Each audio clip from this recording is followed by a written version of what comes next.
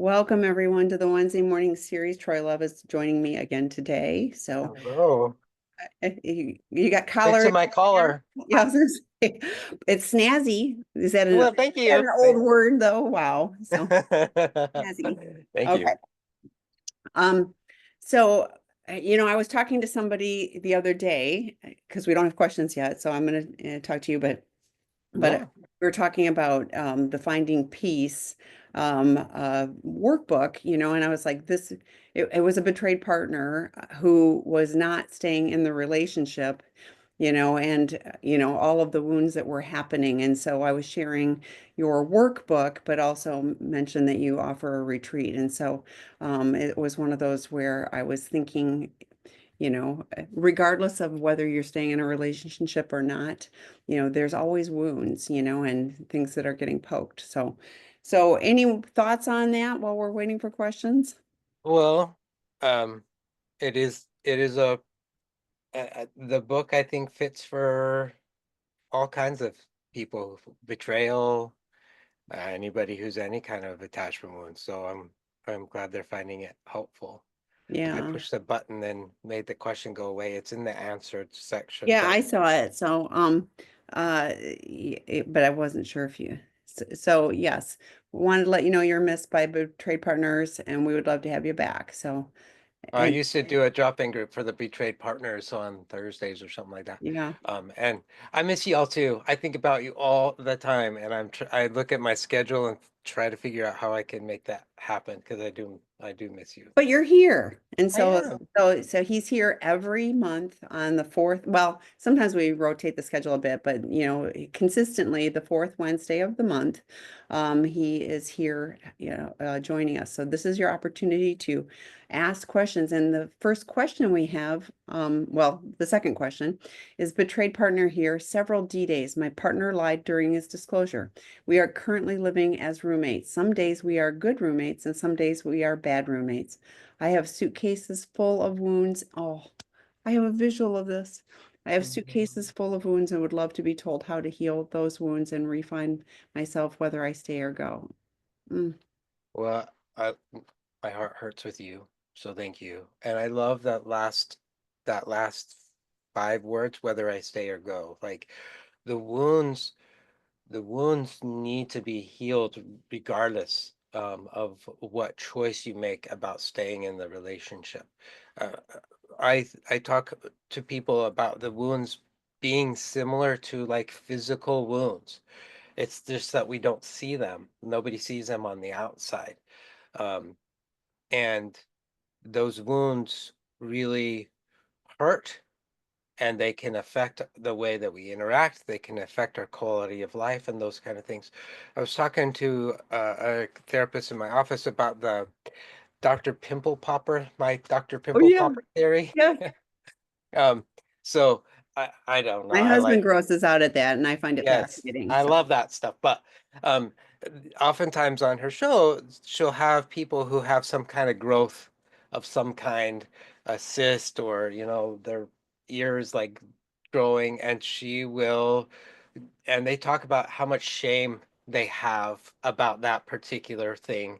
And then she removes it. And then their shame is gone. And they feel like their life is so much better. Their quality of life has improved. And I said, well, that's kind of what we do as therapists. The problem is that nobody sees that I have this big old knot on my forehead or I have an extra uh, mass under my arm. Nobody sees that.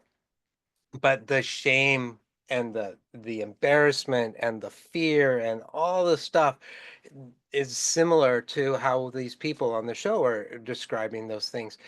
But unfortunately, I can't just come and like take the cyst off and then your life is better. Like that is that's the I guess the theory that I have is like I wish that I could do that.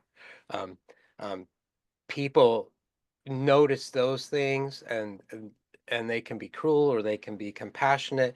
It's like when somebody has cancer, all of a sudden everybody's bringing you meals and all those things. But if you have betrayal trauma, then everybody like they don't know what to do with that, and so they just kind of ignore you. And so that sense of the wounds are real. So I want to validate that. And like Tammy and I were just talking about, one of the ways, it's not the only way, but one of the ways is the finding peace process that's what I do. Oh, I should change my background. Sorry. That's the wrong back. But the finding peace process that I do, which helps us, number one, identify what the wounds are, and then begin the process of learning how to heal them. I tell people that it's not actually the wound that causes us to suffer. Yes, it's so incredibly painful that your husband or your partner has lied um, several times, and especially during disclosure like that. I can't tell you how many times when I'm working with guys, I'm like, do not lie. That just makes it worse. But so yes, that is incredibly painful, but what's even more painful is what you come to believe about yourself and the world around you because of his behavior. And so what we want to be able to help you learn is that his behavior is not a reflection of you. You are worthy of love. You're worthy of somebody being honest with you. You're worthy of belonging. Um, yes, your world probably doesn't feel very safe right now, but being able to even change that narrative and know that there are people in your life that you can lean on and be there who can support you is part of the whole process. Um, so I'm hoping that you are working with a therapist and you're attending some of the drop-in groups that we have. And I know that we have a class through sex and relationship healing for betrayed partners as well. And they also have a betrayed partners retreat. So those are all resources that I'm hoping you're leaning into. Yeah, and I put your Finding Peace retreat. I put links in the chat. So Finding Peace, the Empowered Women's Retreat is amazing and healing, and it's all about healing for you. Um and I put the should I stay or should I go? We did a series of 4 webinars that all address the should I stay or should I go, and no judgment. And Troy's gonna talk about the judge in just a moment, so hang in there. But and I hear, some days we are good roommates and some days we are bad roommates, and and there's lots of partners that stay, and you figure out a way to be, as good a roommates as possible, but having your support system. Like there's lots of partners stay, even if the addict partner is not in recovery. There's lots of reasons, and again, everybody has to make their own choice. I I think you will find that series of 4 webinars helpful, because there's, the first one was Kristen Snowden did a whole thing on should I stay or should I go, but part of it was Dr. John Gottman's. There's 10 questions, to ask, and those can be helpful to journal about. The next one was a partner that stayed and a partner that went, and again, just part of the journey. The third one was a mediator who works within this arena, and she was really helpful. And she's like, if you're going to stay, stay well. If you go with a good plan, so again, it's not no judgment, but what do you need to do? And then the fourth was, kind of legal, information. So just part of the journey. But Troy, she adds, I judge myself so much for staying. I want to let go of that. So can you share like the Yeah.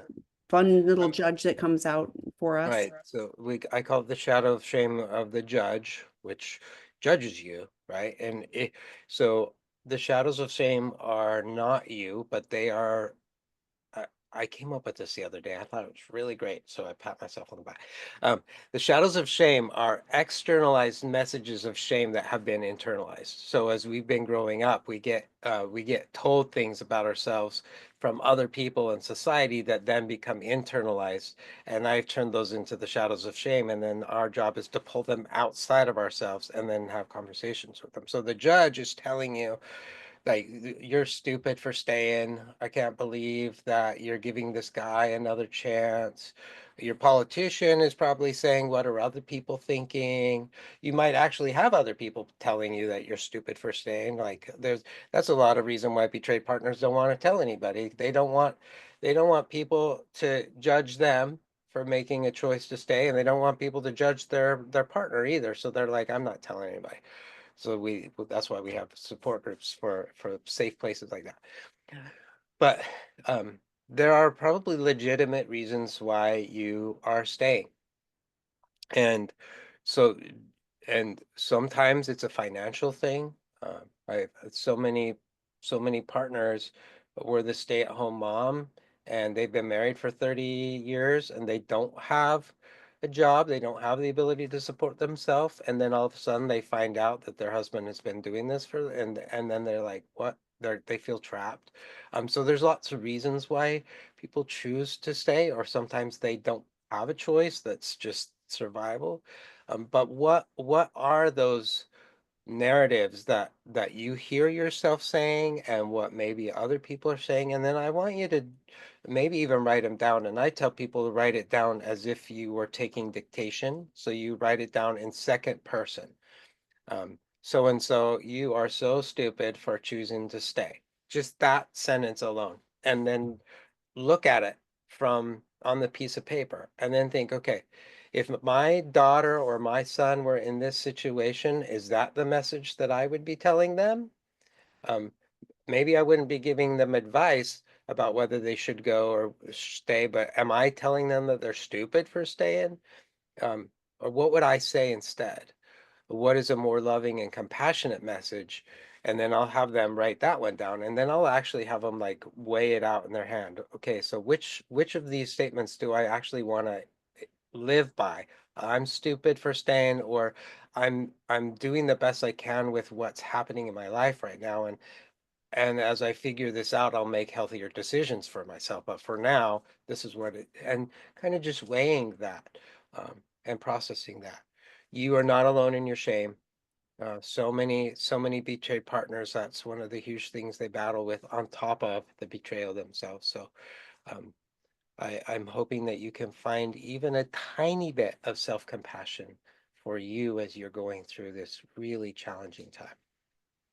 Yeah, and again, the Empowered Women's Retreat, it's all about healing for you. And there's people that have stayed there, people that have left there. I mean, there's lots of it. It's doesn't matter. It's absolutely how do you heal those wounds for you. So consider that, for yourself too.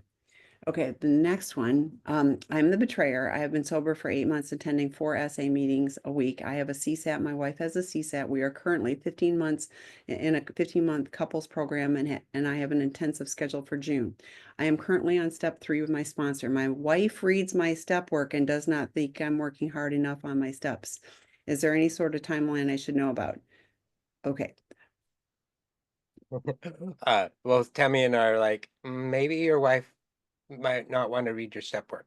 Um, I, I, I tell the people I work with, and I have workbooks that I give them and stuff. I'm like, this is yours.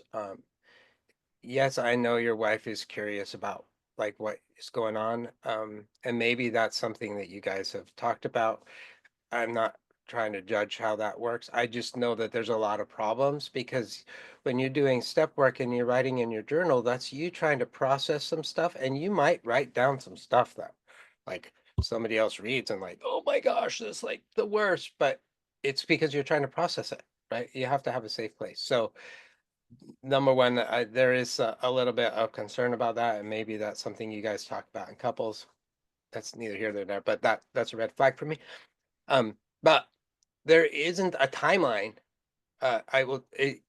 It takes 2 years once you are in active recovery for us to be able to have developed enough changes in our brain to be able to deal with things differently than we were doing before.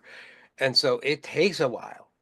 You are creating a whole new learning platform in your brain for how you manage pain than you were having before. So I know that a lot of partners want to see some things. They want to see that you are changing and you're being kinder and you're doing this and that, and that's justifiable. They've been living with somebody who's been really challenging to live with, and they want to see that.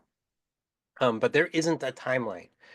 And so part of what might be more helpful is having your partner share with you, like, so this is what I'm looking for, or this is what I need. Can you share with me, like, if that's something that you're able to do right now? And if not, what are the barriers to that? And being able to have some conversations about what the needs are rather than the blame and the pointing fingers about what you aren't doing.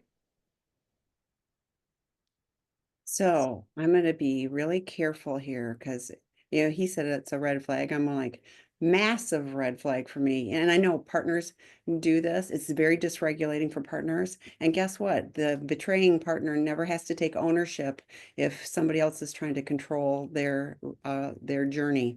Um, it's very dysregulating for partners. I talk to lots of partners and, I'm like, how did that work out for you? Well, they're so dysregulated and guess what? They're just focused on you and your actions. They're not working on their healing journey. Regardless of what you do or don't do, a partner can heal. So you indicate you have a couples therapist. I'm with Troy that, this is a 2 to 5 year journey based on what you're doing. And yes, every partner wants it to be all better, all now. Addicts do too. And that's just not reality. You will always be an addict. It's like if you're living in a recovery journey, you will have the support and the steps to use to navigate life. And that's a gift. And so to me, that's a good thing.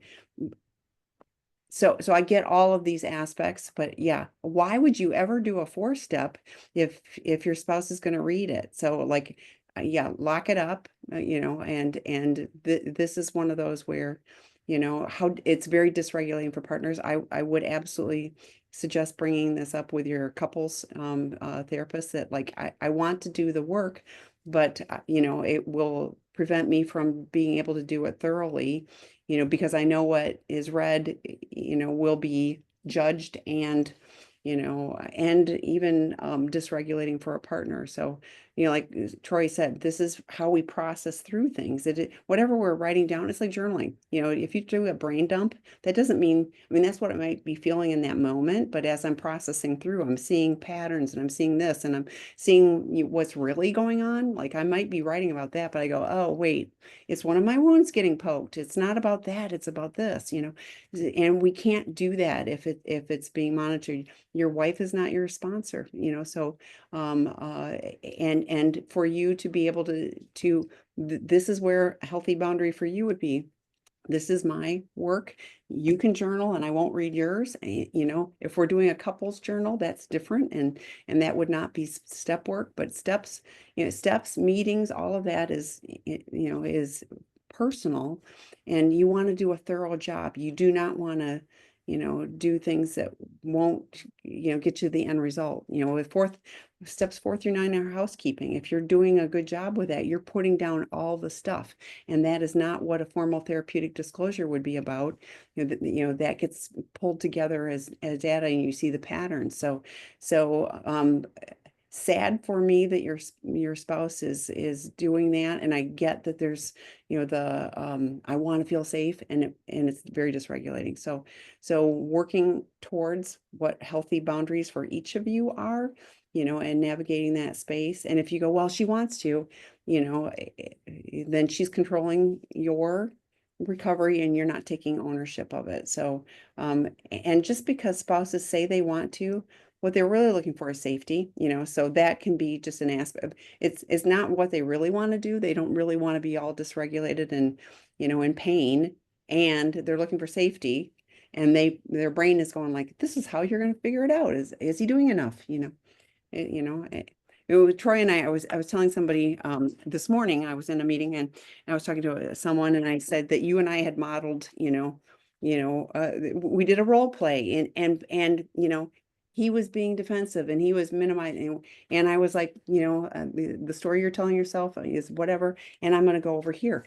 I'm not going to control. He can go do his recovery work. He needs to go figure that out, and partners are going to go, but I can figure it out better. Yes, you could, but it won't be authentic, for him if he doesn't do it himself. So all of us, it's a journey. We are in kindergarten with all of this stuff, and we're in adult bodies, but we are really woefully unprepared to do life. But doing the steps, if we actually do the work, and we can't sit in the passenger seat, and have somebody else driving us. We've got to do it ourselves. So Yeah. Okay, my spouse is really doing well in recovery, and I've been doing well overall, but sometimes I am triggered by the smallest things, like a location or phrase. It has only been about 9 months. Will I ever be able to live life without random triggers? Ooh, that's kind of a loaded question. It's like, yeah, you get triggered by it. Will I ever be able to live life without triggers completely? I would say, Mm, uh, a big part of me wants to say yes, but we are triggered because things happen, right? Um, and it may not have anything to do with betrayal, like because yeah, we're talking about attachment wounds, yeah. I was gonna like say I still um, get poked like on my yeah, when my feelings. mom gives me that look with that eyebrow, that still totally triggers my rejection. But what you will learn how to do is manage those. You'll be able to catch that. You'll be able to understand, okay, oh, there's a story that's being played behind the scenes. Oh, that's hitting this wound right here. What do I need in this moment? And when that happens, you're able to manage that. I work somewhat with some people who struggle with OCD, obsessive compulsive disorder, and they part of what they have to do is put themselves in places where they are triggered and their anxiety goes up through the roof, and then they breathe or we teach them whatever, and then eventually the anxiety comes back down, it comes back down, and they learn that they actually could manage it. So of course, there are little things, and they're little, but they're not really little, because what they are really doing is bumping up against those attachment wounds, which are pretty massive. So it's something small, a look, a location, an image that flashes across the television screen that brings back a flood of memories. So biologically, what's happening is when that little thing, um, you see it, your brain pushes it, the amygdala, which is the panic button of your brain. It activates the hippocampus where there's some memories stored. Oh my gosh, that reminds me of this and that and everything. And then it takes all the blood from your prefrontal cortex where you normally have rational thought, and that's all gone. And you're going into fight or flight. So you learn how to manage that. It's like, oh, that thing's happening. Okay, I gotta take it. I need to breathe. Whew, I need to do other emotional regulation things. Breathing, just so you know, like that is a really effective way of turning the fight or flight response off if you're actually breathing from your diaphragm. And it only takes maybe a minute of being able to do that. And like, oh, okay. And then I'm getting blood flow back into my prefrontal cortex, and then I can make some better choices about how I want to respond. It's not from a panicky place. So I'm happy that your husband is doing well and you're doing well. That makes me happy. And um, just keep learning some of those regulation tools. And it does get better. It does. There will be, you'll notice at one point in your life, you're like, wow, I just drove by that place and that didn't even bother me this time. So it will be a surprise. But yes, I do believe that you'll learn how to manage those triggers. We're gonna have triggers all over the place for all kinds of stuff, but we learn how to manage Yeah, yes. So I was thinking the twofold too. Do I think you will make part? Absolutely. And I also think there'll be moments like if my bandwidth is down, I didn't sleep good, I've got too much on my plate, whatever, then I'm more likely to be triggered by something, and so, but like Troy was saying, if my mom raises her, I mean, it's usually it's other stuff, I mean, it could be a coworker, I mean, it could be anything at some point if you're going like, oh yeah, but so what do I need to do to take care of myself? I know lots of people go, you triggered me. And I'm going like, no, if I'm triggered, there's something going on with me. And, I can usually now, thank you, Troy, identify which rejection wound or which wound, rejection, abandonment, whatever that I'm feeling. And honestly, just even doing that and going like, okay, now I know what it is and how do I want to respond, but taking ownership of that's what's happening, that gives me some space. I love the breathing things. There's something, box breathing, 4-7-8 breathing, identify, look, see five things here. I mean, all of those things just to be intentional and get you back in your thinking part of your brain. But I like Troy, I'm thrilled that you guys are doing well. And at only 9 months, you're doing really well and this is a journey. So, okay, the next one cracks me up. Are men, women meant to be in couples, to be couples in married relationship? It doesn't seem like it. It appears to be a societal, not biological. Well, so I've been sitting with how I'm going to answer this. So it depends on who you ask. If you ask the religious community, then they absolutely believe that marriage is part of the societal institution. And then if you ask other people, they don't. So uh, I I don't Let's talk have, about pair bonded. Let's like yeah. take marriage out of it and go pair Okay. bonded. We are wired for connection. I can tell you that. We are wired to be connected biologically, neurologically, socially, spiritually, sexually, all the ways. How you define what that bonding looks like is really between you and the people in your life, as long as it's consensual and there's some healthy stuff around that. So I'm not the moral police, and I'm not the religious person who's going to tell you what whether or not there should be marriage or that is higher than my pay grade. What I can say is that people thrive better when they are in loving, committed relationships. Sue Johnson's research has done a lot to show that people who are in long-term, healthy, happy, committed relationships have a decreased risk of stroke and heart attack. If somebody has had a heart attack, they're more likely to recover if they have a loving relationship rather than a stressful, not loving relationship. Um, so the research shows that connection is powerful in helping us be able to endure painful things, both physically and mentally and emotionally. So we are wired for that. But that's about all I know how to answer that question. So I added, so Dr. Sue Johnson, fortunately did a podcast with Dr. Rob on sex, love, and addiction. So you'll find that there. And I often refer to Dr. Stan Tatkin, who does a lot of great attachment work. He did a podcast with Dr. Rob. He did two of them, but one from January of 2019 is We Do, and why we are healthier and happier if we're in a healthy relationship, like we individually are. So we are meant to be in connection. Addiction, it keeps us in isolation and seeking intensity rather than connection. So for addicts, that goes against what we perceive. But in recovery, it's very different. So. Okay, I judge myself for not wanting to engage in the behaviors that grow attraction, intimacy anymore.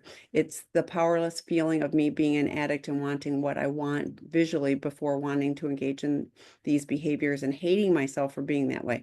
For reference, I'm 6 months sober and have tried to do these behaviors that build attraction, intimacy, but this feeling hasn't changed despite me doing this. How do I let go of the shame and become willing to do this? So when I was reading that, I thought maybe that was the person who wrote before, but now I'm rereading it, and it sounds like it's not.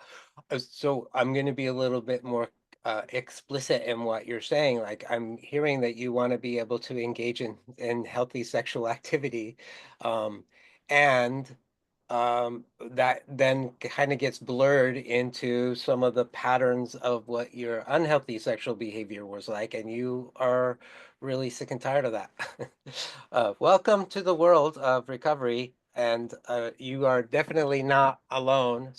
So I love the question, because what you're asking is, how do I stay in integrity? How do I live in a way that's aligned with my value system? How do I find ways to connect with my partner emotionally, sexually, spiritually, all the ways? How do I do that? And how do I let go of the shame? And shame is permeating through all of this. The messages that the judge is saying, like, you shouldn't be doing this, there's something wrong with you for that. Don't let anybody know what you're struggling with. You're being a wimp and a weenie. Like, all that kind of stuff is part of what is preventing the intimacy. So when we look at the spectrum, on one side of the spectrum, we have vulnerability, and on the other side of the spectrum, we have shame. And all of us are somewhere in there, um, along the spectrum, depending on what the situation is. But shame is going to unravel connection faster than anything else. It's going to want you to play small. It's going to want you to hide your emotions. It's going to want you to hide your behavior. It's going to want to tell you that what you're doing is bad. And then how in the world, when that is showing up in you, do you then be vulnerable with someone else? It's like nearly impossible. So part of that, is being able to identify what is the role of shame. So you've been trying to work on some behaviors that build attraction and intimacy, and I love that. Maybe back it up a little bit and do some work around the shame itself. What is the shame saying to you? And we have, I think it's starts in July. We have the next, Finding Peace, healing attachment wounds through seeking integrity, that's happening in a couple of months, where I give you some tools there. We have the drop-in group on Fridays where I walk a guy through dealing with shame every Friday at 9 a.m. Pacific time. So those are some resources. The Finding Peace workbook is a resource. Going to a therapist who knows how to work through shame, might help with that. But that is where the work is right now, that I can see from the little information I have, is being able to start becoming shame resilient, so that when those shame shadows show up, you're able to create some space, and you're still then able to be present.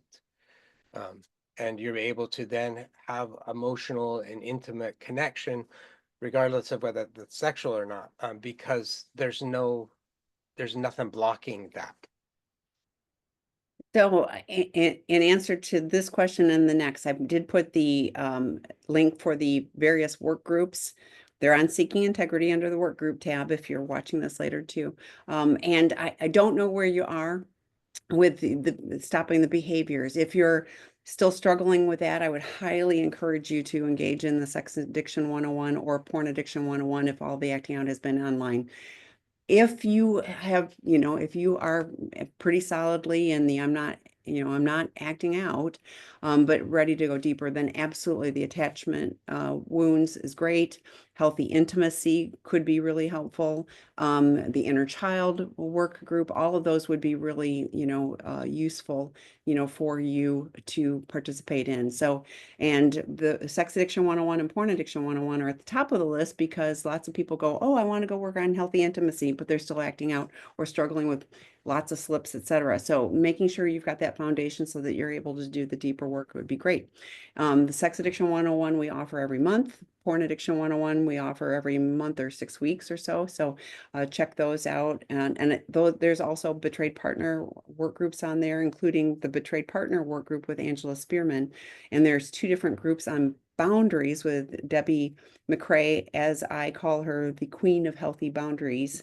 She's very good at those things and helping people, identify what they need for their internal and external boundaries. So check those out. Low cost, live facilitated. They're not just go watch a video. This is, really helping you work through those things. So for the next question, my husband, porn, sex, and love addict, 23 years of betrayal, and I found out he cheated on his ex-wife. Yeah, I'm not surprised. Troy probably isn't either. He did Michelle Maisman's porn program based on Patrick Kern's book and is currently enrolled in Hope Ray's Dyer program. He says he is sober. When I read that by a partner, I always go, he says he is sober, and based on his behavior, he is not in recovery. I believe for you. We don't have the funds for residential treatment. Which of the Seeking Integrity groups would you recommend for him? So on that link for the work groups, if you are wondering if he's even sober, abstinence is just not acting out. That's just not doing the behaviors we weren't supposed to do in the first place. If he's struggling with some of that, or then, Sex Addiction 101 would be the right fit.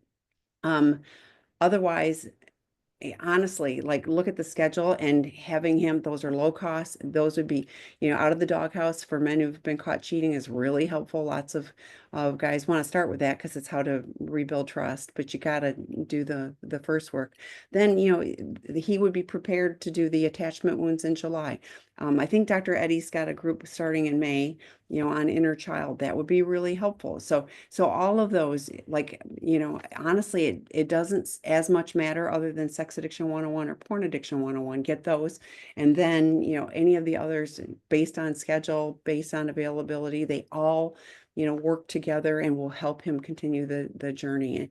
And here's what I'm going to say. What are you doing I hear what he's been in programs and stuff like that. What are you doing to help you? So, the betrayed partner work groups would be helpful.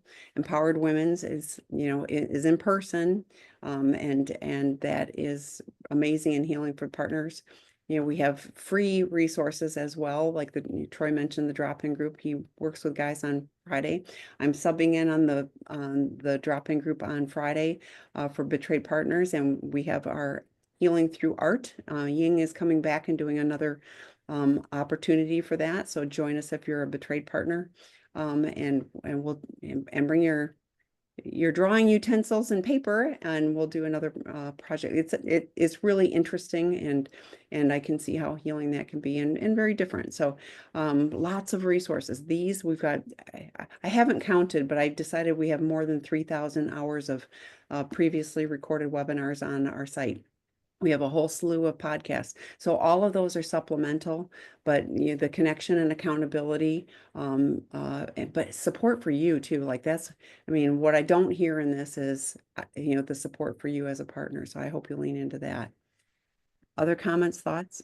Um, did you mention Out of the Doghouse? Is that still a class? It is, yeah. So out of the doghouse is for men who've been caught cheating, and yeah, that could be a good next step for him, because it builds trust. But if he's struggling, if he is not, if he doesn't have a solid foundation of not acting out, then I'm sticking with sex addiction 101. But otherwise, yes, they're kind of in order. So sex addiction Okay. 101, porn addiction 101, and then out of the doghouse, and then any of the other ones. Yeah. Not everybody's in a relationship. So out of the doghouse is for guys who are in a relationship. But not everybody is. So, it's very useful. And if you've got any questions, you can email us and we'll do our best to help you figure it out. But honestly, like they all have descriptions, see what works with your schedule, see what sounds like a fit. Start there and then do the next. Troy and Dr. Eddie, I think they're complementary. It's inner child and attachment wounds. And I think the combination of doing both, and they both, refer to each other, as groups too. So I think both of those serve well too. So, okay. This is from Dean Addict. Carl Jung says the only way to move through pain is move through the pain. I agree. Moving through that pain is really hard. As I do it, becomes very aware of how my old acting out behaviors become very tempting to help soothe the process.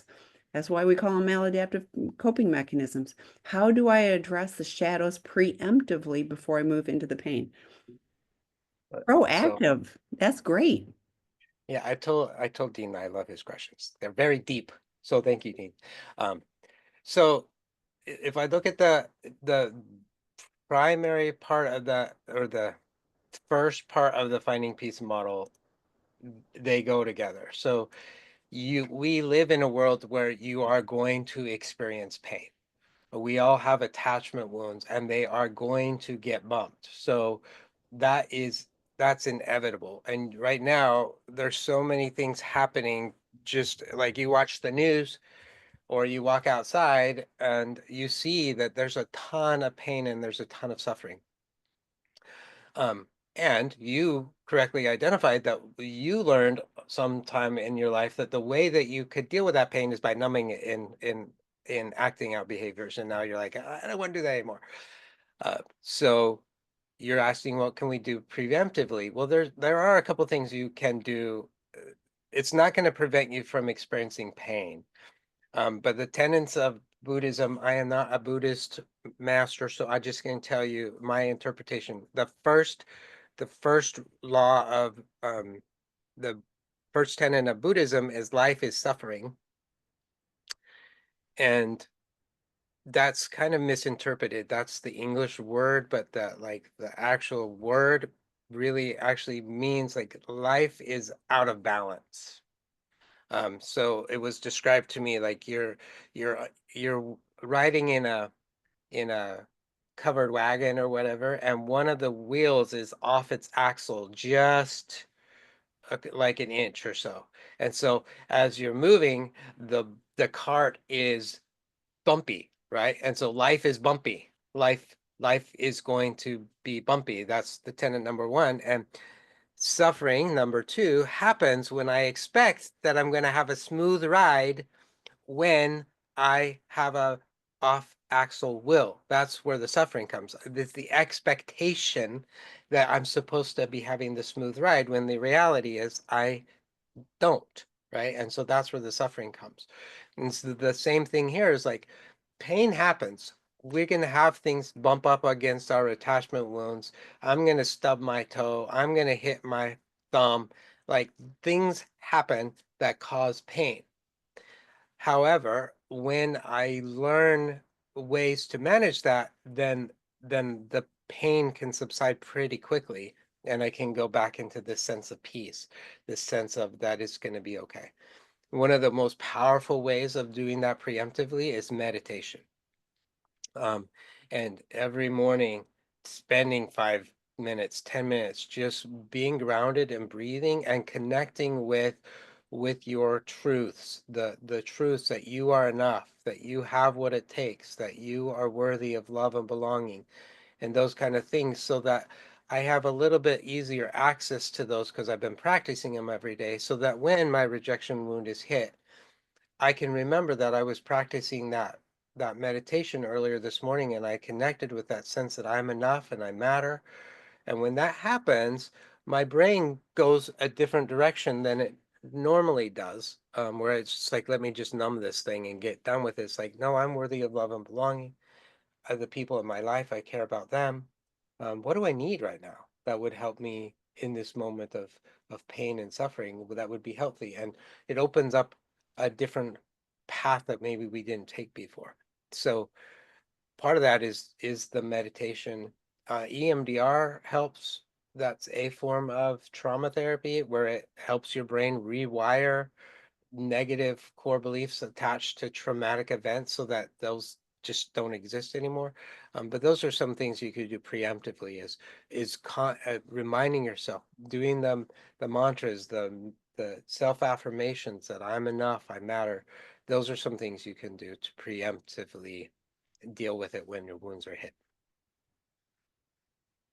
Okay, so the next question. My partner isn't in recovery and is actively putting others in harm's way with his behaviors. Not only is it so difficult to heal from him stealing my life from me, but I spend every day in fear for any woman that crosses his path. It's been so difficult for me to even basic self-care, though I'm trying. This is so serious. I'm I'm my not sure of the question, but well, yeah, my crossing, heart is just yeah. I feel the tension and the pain. I don't know exactly what he's doing, but if it's illegal, in a lot of places they do have victim advocacy centers. Even in Little Old Yuma, we have one. So you may want to even Google a victim advocacy center. Not that that means you need to report him, but you could go be able to get some resources of, okay, what do I do? If he's putting me and other people in harm's way, what are my options of what I can do? So maybe looking to see if there's a victim advocacy center in your area and just reaching out. You can even do it anonymously. You don't have to share your identifying information if you're not comfortable sharing that, but that would be a place to maybe go to. Um, if you are attending some of the betrayed partner groups that we have, you might be able to get some additional support from other betrayed partners who've been in similar situations. Um, I want you to know you're not alone. You are not alone in having a partner that is creating harm. Um, for you and for others. And I feel the fear just from the question. There's so much fear going on, which makes it harder to be able to make decisions that are going to be in your best interest and in the best interest of the people you love. So being able to maybe have some other support, a therapist for yourself where you could talk with some of this, so you have some support and maybe somebody who can help walk you and wade through these really murky waters of what do you do to protect you? How can you protect other women? Um, that those are some thoughts. Yeah, yeah, and I've not heard of that victims advocacy. There are resources and they vary location to location, but yeah, absolutely reach out to someone locally. Very, very challenging. Thank you so much for your empathy and kindness is what was. I am disorganized attachment, but skew more avoidant dismissive. I find myself being very avoidant dismissive lately with my SA. The connection feels non-existent even though we live in the same house. I don't even know where to begin with understanding what behaviors to that are not avoidant, like because all I want to do is protect myself these days. Can you talk about, there's the Yeah. attachment style, but also like I can Mhm. imagine that, that's laying Yeah. on extra. So for people who are not familiar, so the common patterns are anxious attachment style, secure attachment style, and avoidant attachment style. Anxious is I'm really worried that my partner's going to leave. I'm really worried that this relationship isn't going to last, and so I become very clingy. I was talking to a client yesterday, and her husband's always like, "I love you, I love you, I love you, I love Oh, you," and she's wow. like, "That's really annoying because Yeah. your behavior ain't matching." Uh, Yeah. but he has anxious. So they just took the test and he's like, oh, that makes sense. He has anxious, right? And then she's on the other side where she's like, I need some space. Like, I, I'm not buying into what, and so avoidant is I'm pulling away and I'm putting some walls to protect myself. Disorganized is I'm both. So one moment I'm very, very clingy and anxious, and then the next minute I'm like, this does not feel safe. I'm gonna back up and push away, and so it is it is it is challenging being one of those myself. So I hear you. What I'm hearing is that you don't feel safe. One of the things that helps both anxious and avoidant attachment styles move closer to the secure attachment in the relationship is that I feel safe. I feel like my partner is grounded. I feel like my partner is somebody that I can lean on and they're not gonna fall apart. I can feel like my partner is not gonna overreact and they are in a place that's secure themselves. So I don't know anything about what's going on in your home, but that's what I'm picking up on is that you don't feel safe. Um, I often use the example of the trust jar. It's a jar. It's a literal jar full of marbles, and if you are able to trust your partner a lot, then there's a ton of marbles in the jar. And if you don't trust your partner as much, there aren't very many marbles in the jar. So just conceptually thinking to yourself, okay, right now in my relationship with my partner, how many marbles are in the jar? Some partners say there ain't even a jar right now. Like that got shattered and it's in a million pieces on the floor. Other people are like, yeah, there's like one or two marbles in the jar. Well, realistically, if there's only one or two marbles in the jar, there is no way that you are gonna be willing to be vulnerable, transparent, open with your feelings because there's no trust. So part of that is what is needed. Not that I want you to blame point fingers at your partner, but what do you need in order to feel comfortable putting another marble in the jar? What do you need to see? Do you need to see that your partner is actively going to their meetings, they're talking to their sponsor, they're reaching out to other healthy individuals for support, they're doing their recovery and you can see that? Is that what you need? Do you need some space? Like what do you need in order to be able to make that decision?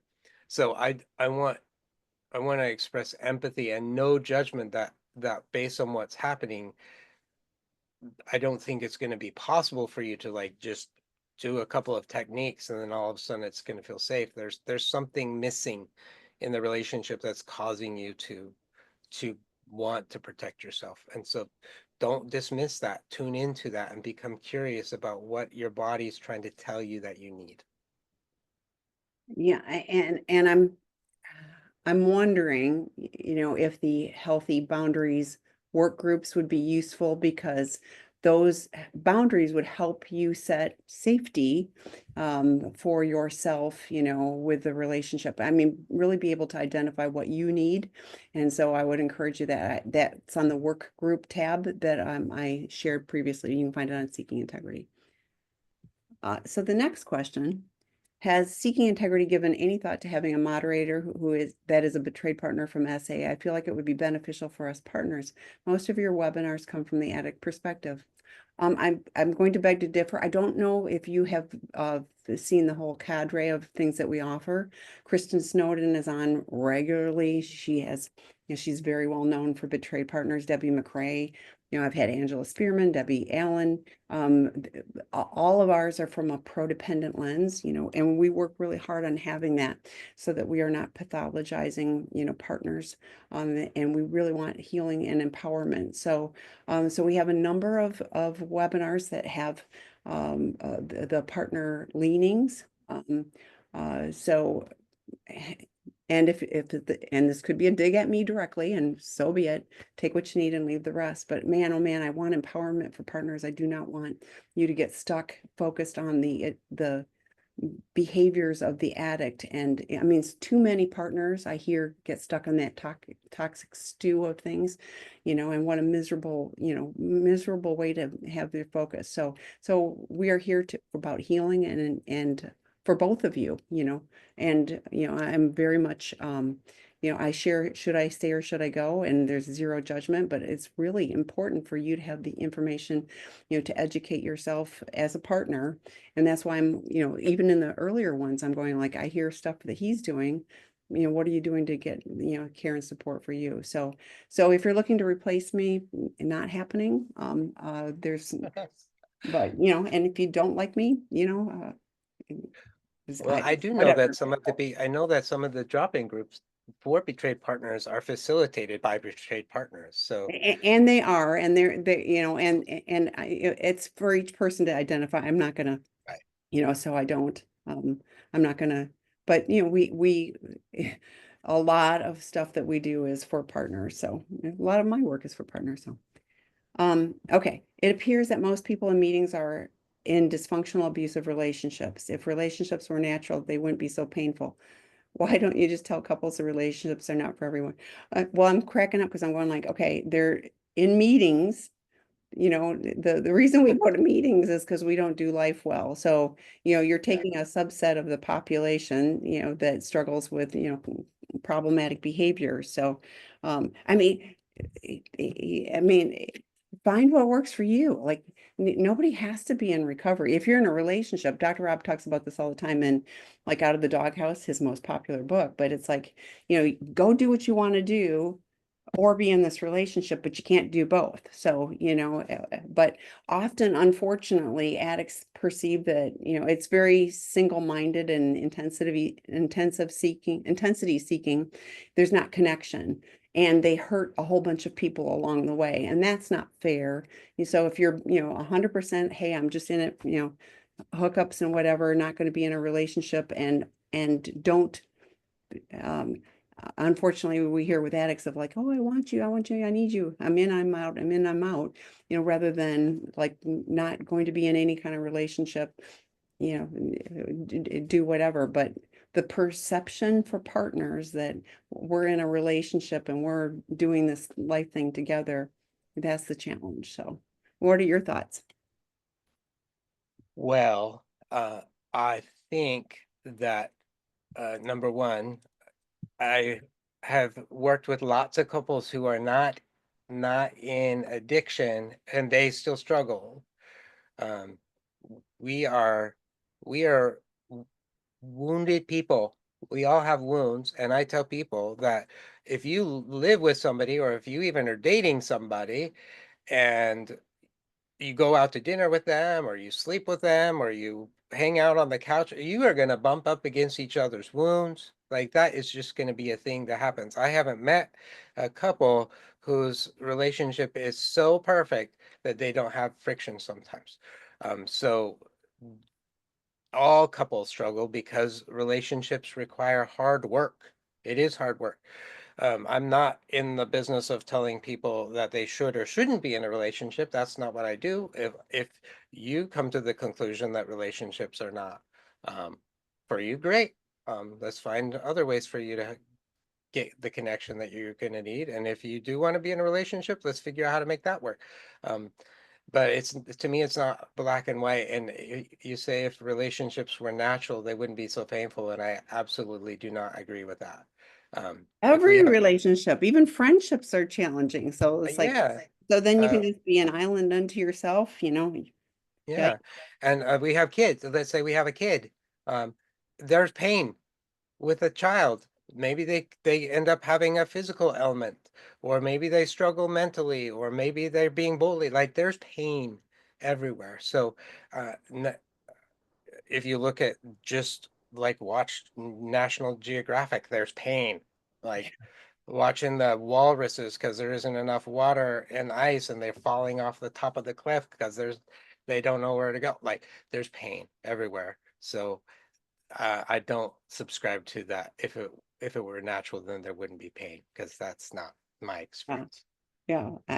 Life is, yeah, life is full of pain, but it's also full of joy for those of us who choose it. So, Mhm. okay. Well, we don't have any more questions. We're almost out of time, so I'm going to let you go. Thanks so much, Troy. Thanks so much, everyone, for the questions. And Troy will be with the guys on Friday. And so if you're a male addict and you want to work on some attachment wounds, go see him. And otherwise, he'll be back on the fourth week of May. See you then. Thank you. Bye.